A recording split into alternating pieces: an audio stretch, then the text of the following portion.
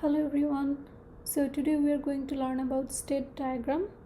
This is a dynamic diagram and also it's known as state chart diagram and also as state machine diagram. So what is that state diagram?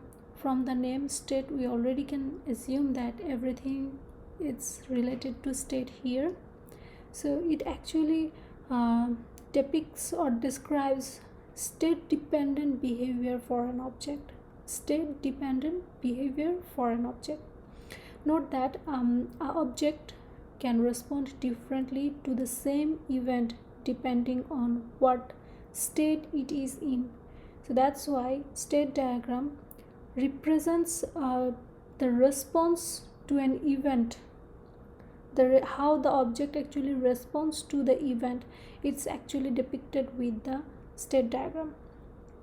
We use this state diagram to understand the reaction of objects to an event and also to understand what events are responsible for change in state. Okay, so that's why we use this state diagram. Now don't confuse with state diagram and sequence diagram. So sequence diagram, it actually describes the events for a single interaction across all objects involved, all objects, okay? But state diagram describes all events and state and transition for a single object. So when you draw state diagram, you will refer to a single object. But when you draw sequence diagram, it involves all objects in that event. Okay, so now at first we will consider three important concepts that we have to understand first, and the three important concepts is state, events and transition. These are most three important concepts for drawing a state diagram. So at first let's talk about state. State represents the conditions of object at certain points in time. In that point, some particular action is being performed or some event is waited. The object will basically stay in a state until it is stimulated to change by an event. For representing a state, we usually use a rounded rectangle box, and it might contain three sections like the naming section. It might contain state variables like what's the variable value at that state, and also it might contain some triggered operations. So now let's talk about event. An event is an instant in time that may be significant to the behavior of the objects in a class. Events can appear between the transition between two states, and also it can appear in the internal transition compartment of a state. It usually represents commands or requests from other objects or significant times, and it can also represent circumstance or happening in other objects, and sometimes it represents custodial. Custodial means like creation, deletion or simple updates. Those are custodial event. An event is actually depicted, or the notation is actually event name, and then in bracket you can put the parameters. The event name is simply text string like open, deposit, withdraw, close. Those are event name. And the parameters, like if you are depositing money in your account, so deposit is an event name, but you can define the amount of deposit as a parameter. So you can use a bracket beside the event name and put the parameter in it. But if you have more parameters, then you can just simply put commas between parameters. So these are the notation for event.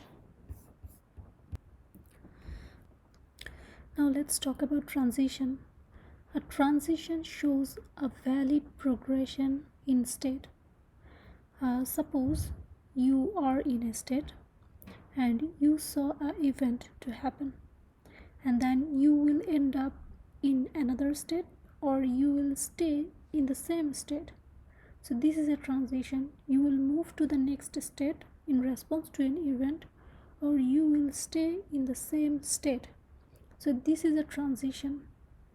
Okay, so we represent transition with lines. Okay, the lines depict the movement from one state to another or within the same state. The line will be labeled with the event which causes the change in state. So we have to mention the name of the event to label the transition. Now you can also use guarded transition. Guarded transition is a shorthand notation that says, in addition to the event happening, the guard condition must also be true for the transition to take place. So that means you can add some conditions like some if-else condition in addition with the event to move to the next state. If it doesn't satisfy, then it might end up in the same state. So this is called guarded transition. And your transition can also be unlabeled, and unlabeled transition means that the transition is taken when the activity completes. Now we will talk about actions and activities. Operations and actions are actually same. So actions and activities are used to specify the functional behavior of objects in a class. It represents the functional behavior. So now if we talk about operation or action, an action is actually the UML way to specify that some discrete amount of work gets done as an object makes a transition. The work is expected to be a one-shot computation, and it includes operation calls, the creation or destruction of another object, or the sending of a signal to an object. And if we talk about activity, activity is associated with states, which is a non-atomic or ongoing computation. It's ongoing operation or ongoing computation in a state. So an activity is the UML way to represent that some relatively long-term amount of work gets done while an object is in a state. The work is continuous, that's an important thing, and it's interruptible, so that means it stops when you exit the state. And to represent activity we use a do condition. Like the notation is, at first you will write do and then you can write a backslash and then you will put the activity name. So that's the notation how to represent a activity in a state. So now we will talk about one more notation, that's fork notation. Fork is actually used to represent a state splitting into two or more concurrent states, and it's represented by a solid rectangle bar. You can see from the figure that state A is divided or split into two states, that is state B and state C. So the rectangle bar in the middle is the fork notation. Now the join notation. The join notation is actually the opposite of fork notation. It actually represents the two or more states concurrently converges into one. Okay, so at that time we will use join notation. So you can see here that state A and B are converges to another state, that is state C, on the occurrence of an event. So that's why we use a solid rectangle bar here. This solid rectangle bar is representing a join because two states are merging into one. Self transition. So sometimes you will find a situation where in response to an event, an object will end up in the same state it started in. So that's called self transition. So here in this figure you can see state A in response to an event, it ends up being in the same state. So that means state A. So this is a self transition. technically it never leaves the same state. It never leaves the state A. So that's why this is a self transition. So there are two more states, initial state and final state. So initial state is the state that a new object will be in immediately following its creation, and it's represented as a solid black filled circle. That's the initial state. And the final state is a state that represents that the object going out of existence. So that's a final state, and it represents with a filled circle within a circle notation. So this is the final state. These are two more states. Now we will talk about hierarchical states. So we have two hierarchical states. One is substates and another one is concurrent substates. So at first let's talk about substates. Substates, so that means it has states within a states, right? From the name we can understand what substates is.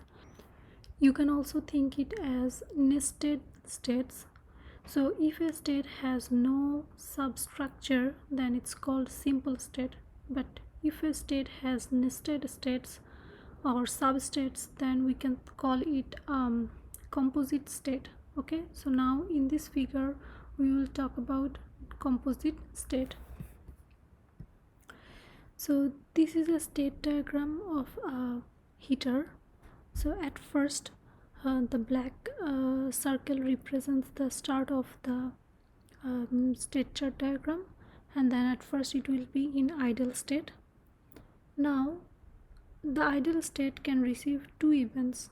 One is too hot or another event is too cool.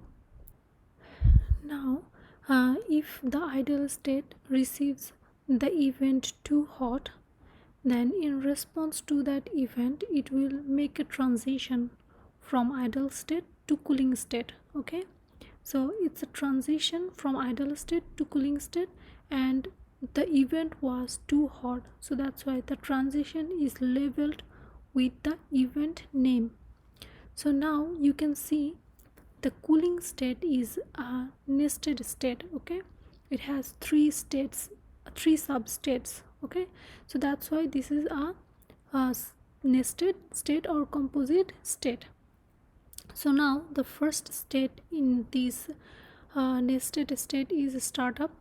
So in the startup, if it receives an event named compression running, so in response to that compression running event, it will move a transition. It will move from startup to ready state. So now when it's ready, it will receive another event, that is fan running. So in response to that fan running state, it will move from ready to running state. So there are three nested states or three substates, and the transitions were internal between those substates. Now if the running state receives OK event, then it will move from this state to idle state. But if the running state receives failure event, then it will move from this running state to failure state. So now when the failure state receives failure cleared event, then it moves back to the idle state. Now initially if the idle state receives a too cool event, then it moves to heating event or heating state. So now in the transition you can see they use guarded condition. So that means in addition to the event too cool, the guarded condition, that means restart time is greater than equal 5 minutes, should also be true. So when both of them are true, then it will move from idle state to heating state. Okay, so if the heating state receives OK event, then it moves back to the idle state. But if the heating state receives failure event, then it moves from heating state to the failure state, and when the failure cleared when the failure state will receive failure cleared event, then it will move to idle state. So this is the state transition diagram of a heater.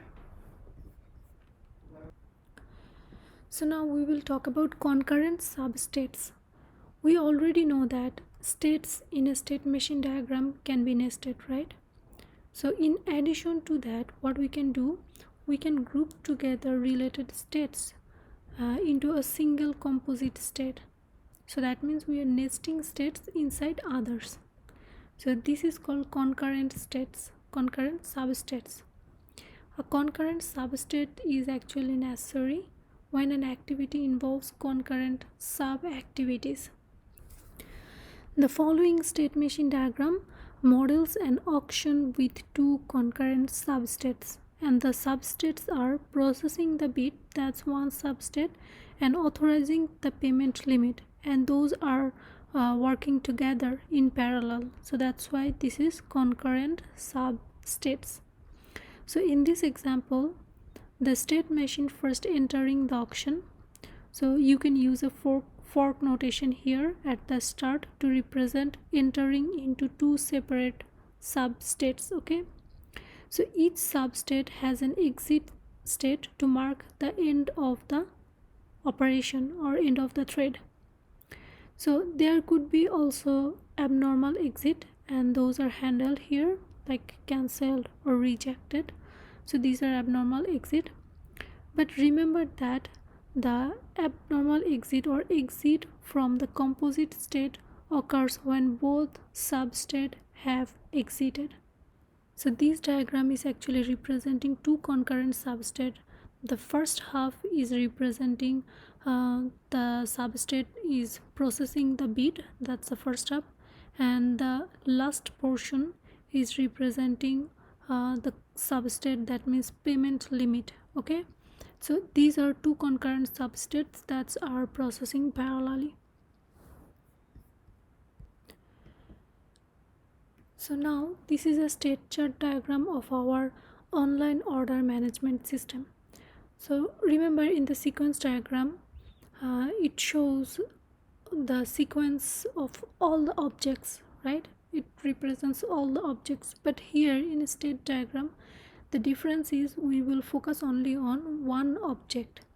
So here we are considering the object of order object. Okay, only one object, order object, is considered in this figure.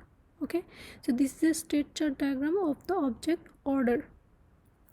So the first at first it will be initialized, and then it will move to the idle state. So at first it will be in the idle state when the process starts, and the next states are arrived from events like send request, confirm request, and dispatch order. So these are different events associated with the object order. So these events are responsible for the state change of order object. Okay, though there may be some abnormal exits also, and these are handled here. So these abnormal exits are due to some problems in the system. Okay, so it will move when it will have any abnormal exit, it will move to the final state.